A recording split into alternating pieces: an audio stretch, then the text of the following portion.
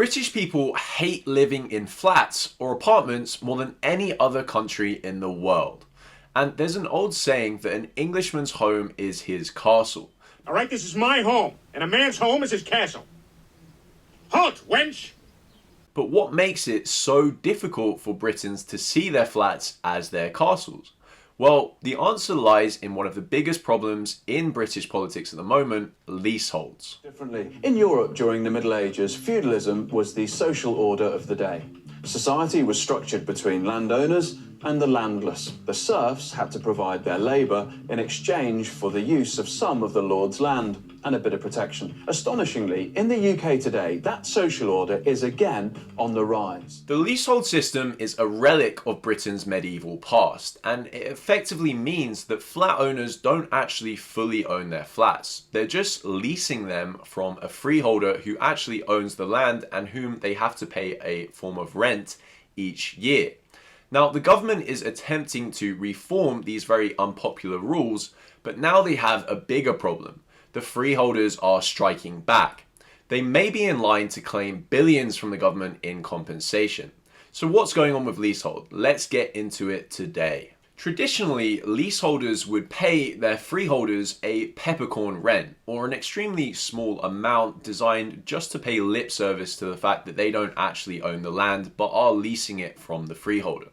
But in recent years, property developers and investors have taken note of the fact that it's actually a very attractive income stream for them, as it allows them to exploit people who basically want to get a house and haven't read the fine print on the agreements. Some of these exploitative contracts involve developers building and selling houses that had ground rents that would double after every 10 or even 5 years. This meant that plenty of unwary owners ended up buying a house that was later unsellable only a few decades later because the ground rents had doubled to such a high rate. Now, this was a scandal that did lead to laws being changed and property developers paying billions in fines, but the problem is still there. Ground rents are no longer at peppercorn rates, and often they're inflation linked, which makes them an extremely attractive prospect to investors. They're also a form of a secured loan in a way, as investors know that if a leaseholder was to not pay a freeholder on time, the freeholder would have a claim on the property itself. That means that it's effectively a risk-free, inflation-linked investment. And this has meant that the industry or asset class has boomed over the last few decades in the UK. The current value of ground rental contracts in the UK sits at around £30 billion, and half of that is owned by UK pension funds. The issue with this is that so much capital is being allocated to an industry that is almost the definition of a rent-seeking enterprise. In economics and public choice theory, rent-seeking is a behavior that is aimed to increase one's existing wealth without creating new wealth for others. In other words, it describes the tendency of some people to seek profits without doing any real work. Rent-seeking industries provide zero economic value to their countries and effectively have zero risk on their investments. Now, the main issue with this, if you compare it to investing into a company, for example, investing into a company allows them to create more jobs, it allows them to create more products that people want to buy or improve their products. Whereas if you invest into a rent-seeking contract, the only person who is enriched is you. You don't have to do any extra work for that money, you don't have to provide better products or create any jobs, you just collect a paycheck. Now, the allocation of £30 billion into this extremely rent-seeking industry is a terrible misallocation of capital which could be actually invested into productive industries. The unpopularity of the leasehold system has finally made the government take notice, and they have launched an inquiry where they are proposing that legally ground rents should be limited to a peppercorn rate or abolished entirely. But now the freeholders are striking back. Mick Platt, the head of the Residential Freeholders Association, said, retrospectively capping or removing ground rents means destroying the legitimate investments of pension holders, charities and other institutions. Ian Fletcher, the policy director at the British Property Federation, said, If government moves ahead with banning or capping ground rents, removing forecast financial income, it will wipe billions of pounds off the value of investments made by institutions on behalf of ordinary pension savers. I've spoken about this before, but pension reforms in the late 1990s meant to de-risk UK pension funds have a lot to answer for when it comes to the ills of the UK economy. It meant that pension funds pulled out of UK equities as they're risky, but they provide benefit to the economy, and instead invested mostly into UK gilts or government bonds. But this asset class of leaseholds is also extremely attractive to them and is why those pension funds have piled into them. Personally, I think that the tax benefits associated with pensions afforded by a country's government should mean that pension funds should try to benefit their home country as much as possible, as well as the pensioners that they're going to be paying out. But this is clearly not the case when they're invested into the leasehold system. Property lawyers consulted by these freeholders have said that the matter almost amounts to government expropriation of their assets or even just daylight robbery. After all, these investors have a contract which has been agreed with someone else, and the government retrospectively changing those contracts effectively would completely destroy the value of their assets.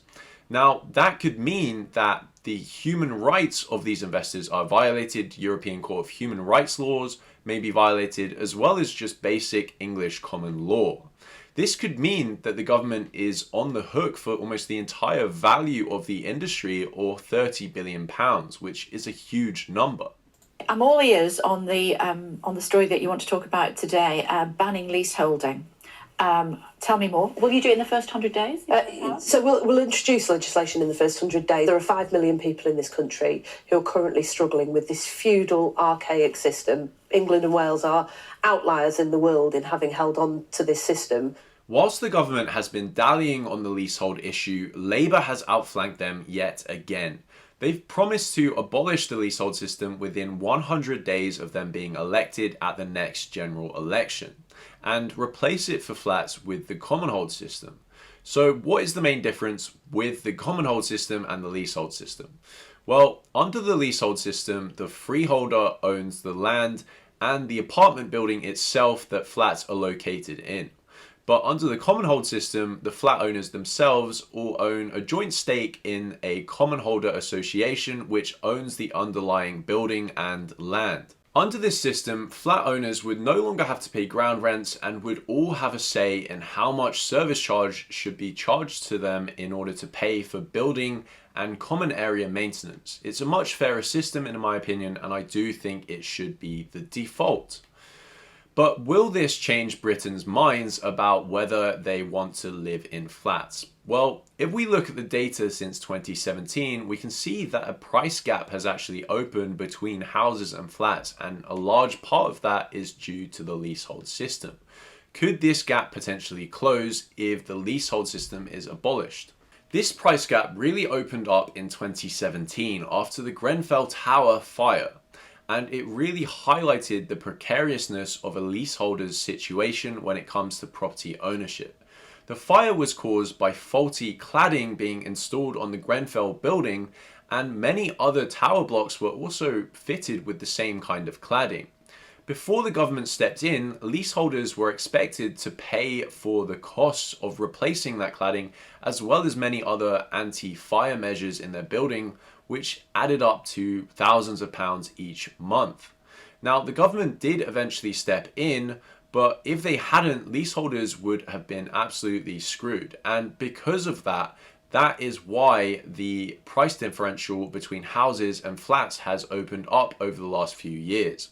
We can see that this is the reason because leaseholds are not present within Scotland and Northern Ireland, and the differential between flats and houses there compared to England and Wales is non-existent. Personally, I think that leasehold reform will close this gap, and I welcome it as housing developers currently have very little incentive to build houses versus flats due to houses commanding a much larger premium. Ultimately, the housing crisis in this country can only be solved by building more flats. It allows for a much larger population density than houses, And if you look at other major European cities, they have a much higher population density than even London. We can see that the UK has much less flats as a proportion of its total dwellings when compared to the rest of the world. This also is correlated to having a lower housing density per person, and that house prices tend to go up much more in the Anglophone world against the rest of the world. So other countries have solved their housing crises by building more flats, and I personally think this is the way forward for the UK if we can fix our leasehold issues. So let me know what you thought about this episode, guys, and I hope you enjoyed it. Please leave me a like and subscribe if you did, and I'll see you guys next time.